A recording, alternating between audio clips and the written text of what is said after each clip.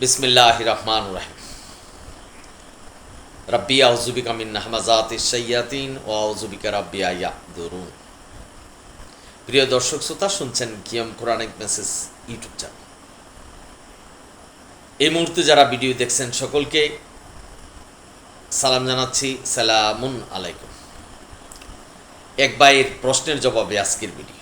ভাই প্রশ্ন করলেন যে প্রচলিত নামাজ বা সালাত যদি আমরা আদায় না করি তাহলে কি গুনাহগার হব? খুব গুরুত্বপূর্ণ প্রশ্ন করেছেন। আমি আপনার প্রশ্নের উত্তর কোরআন ভিত্তিক দিচ্ছি, আল্লাহর বিধানের উপরে দিচ্ছি। আল্লাহর কোরআন পরিপূর্ণ। আল্লাহ কোরআনে সালাতের বর্ণনা করেছেন। প্রতি ওয়াক্তে 2 রাকাত সালাত পড়তে হবে, এর আয়াত নাজিল করেছেন। আমি এইগুলির ব্যাপারে বিস্তারিত আলোচনা করেছি। কারো যদি এই ভিডিওর প্রয়োজন হয় আমাকে জানাবেন, আমি লিঙ্ক দেব।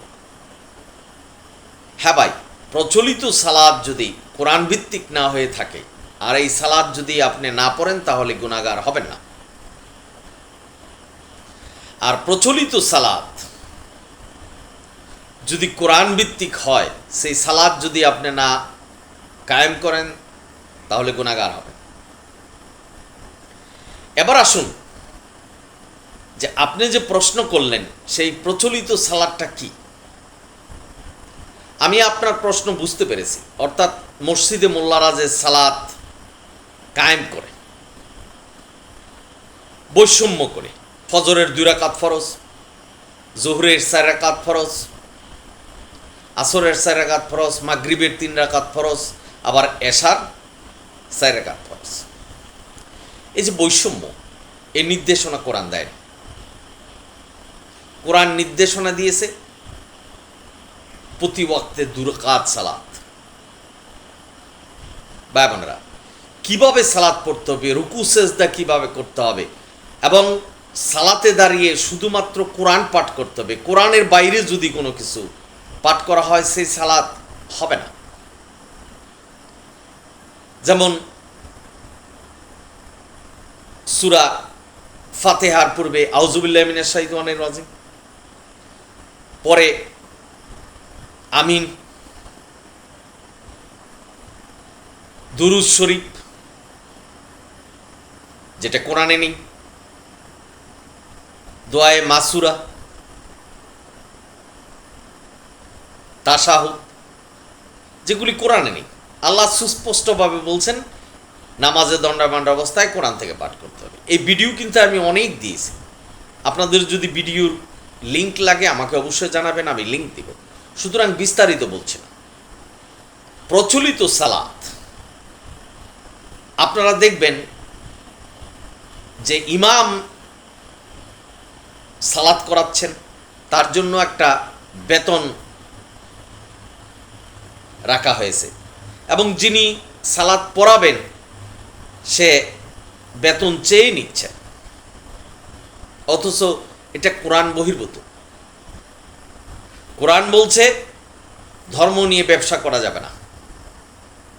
সালাত এমন কোনো কর্ম নয় যার বিনিময় হতে পারে।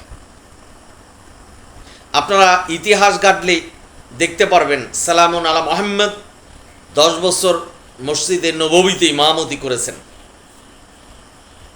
কোনোদিন কারো কাছ থেকে 1 টাকাও নেয়নি। তাহলে আমরা যদি সালামুন আলা মুহাম্মদের অনুসারী হই তাহলে সেই অনুসরণ আমাদের করতে হবে। অর্থাৎ কোনো ইমাম বেতনভুক্ত হতে পারবে না। বাবানেরা, আপনারা যারা শুনছেন, এই প্রচলিত সালাত কোরআন ভিত্তিক নয়। সুতরাং এই কোরআন ভিত্তিক যে সালাত নয় সেটা যদি আপনি না পড়েন তাহলে আপনি গুনাহগার হবেন না। আর যে সালাত কোরআন ভিত্তিক, অর্থাৎ প্রতি ওয়াক্তে 2 রাকাত সালাত, শুধুমাত্র কোরআন পাঠ করে সালাত আদায় করতে হবে, এবং সালাতের নিয়ম আল্লাহ যেভাবে বলছেন সেভাবেই পড়তে হবে।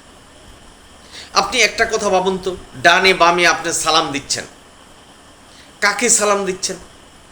অথচ আল্লাহ সুস্পষ্টভাবে কোরআনে বলেছেন যে সমস্ত নবী রাসূলদেরকে সালাম দাও। সালামুন আলাল মুরসালিন, সকল নবী রাসূলের উপরে শান্তি বর্ষিত। আল্লাহর এই আয়াতের কথাগুলিকে বাদ দিয়ে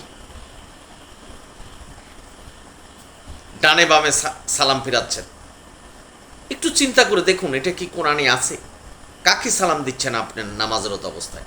আল্লাহকে সালাম দিচ্ছেন না? আল্লাহকে তো সালাম দেওয়া যাবে না, কারণ আল্লাহর উপরে কেউ নেই যে আল্লাহকে শান্তি দিবে। একটু বিবেচনা করবেন।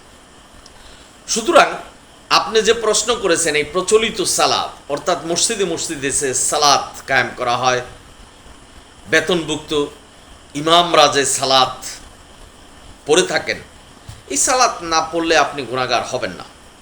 তবে সালাত না পড়লে গুনাহগার হবেন সেই সালাত যেটা কোরআন ভিত্তিক, আল্লাহ যেভাবে বলছেন সালাত কায়েম করার জন্য। বা বোনেরা, এই প্রচলিত সালাত আবু হানিফা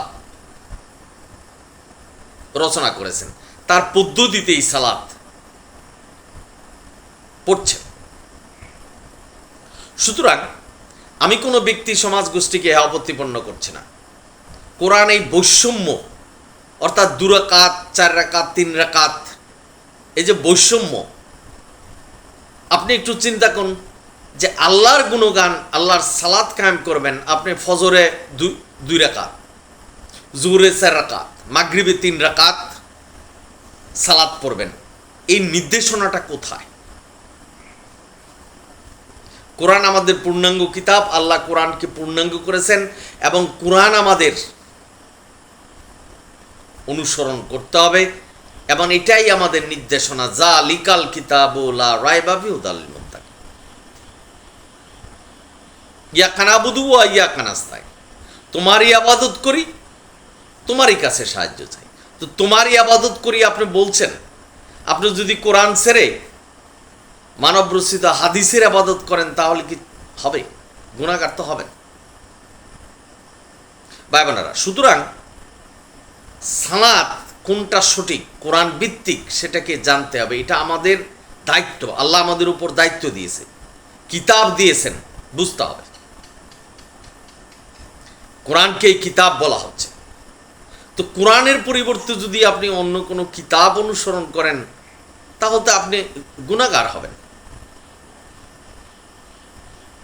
আপনি কোরআন অনুসারে সালাত পড়ছেন না, এটা হলো এক গুনাহ। আর কোরআনকে বাদ দিয়ে নিজে বানানো সালাত কায়েম করছেন, এটা হলো মস্ত বড় গুনাহ। সুতরাং ভাই বোনেরা, আশা করি বুঝতে পেরেছেন। সুতরাং কোরআন ভিত্তিক সালাত আদায় করবেন। প্রচলিত সালাত আপনি যদি বুঝিয়ে থাকেন যে কোরআন ভিত্তিক নয়, সেখানে কোরআনের বাইরে পাঠ করা হয়, হাদিস অনুসারে সালাত পড়া হয়, তাহলে সেই সালাত পড়লে আপনি গুনাহগার হবেন।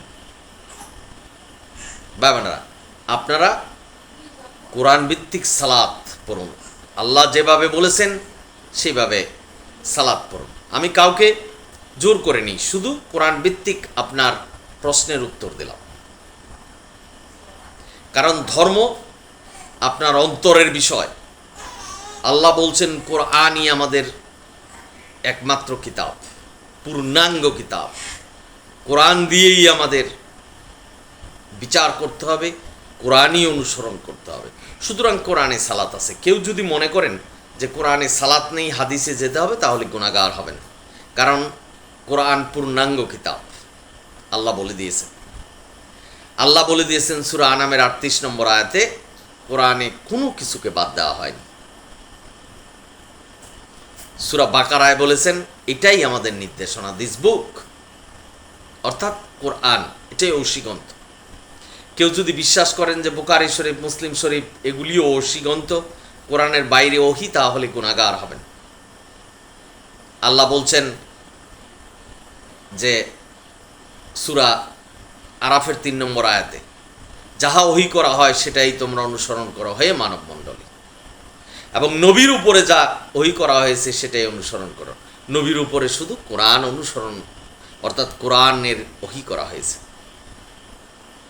নবীর মৃত্যুর পর 200-300 বছর পরে হাদিস রচনা হয়েছে, সেটা আদৌ কোরআন ভিত্তিক কিনা, এবং 3.5 লক্ষ হাদিস জাল, এই বিষয়টাও বিবেচনা করবেন। আপনার জীবদ্দশায় কোনটা জাল, কোনটা শুদ্ধ হাদিস, অর্থাৎ কোনটা কোরআনের সাথে সাদৃশ্য, কোনটা কোরআনের সাথে সাংঘর্ষিক, এই বিষয়টা জানতে আমাদের এই ক্ষুদ্র জীবনটা কেটে যাবে। সুতরাং আল্লাহ যেহেতু বলছেন শুধু কোরআন মানার জন্য, সূরা আনাম 153, ইউসুফ 40, আপনারা পড়ে দেখবেন, বুঝতে পারবেন। অসংখ্য আয়াতে এবং প্রতিটা আয়াতে আল্লাহ ইঙ্গিত দিয়েছেন যে শুধু কোরআনই মানতে হবে। লা শারিকা আল্লাহ, আল্লাহর সাথে কোনো শরিক নেই।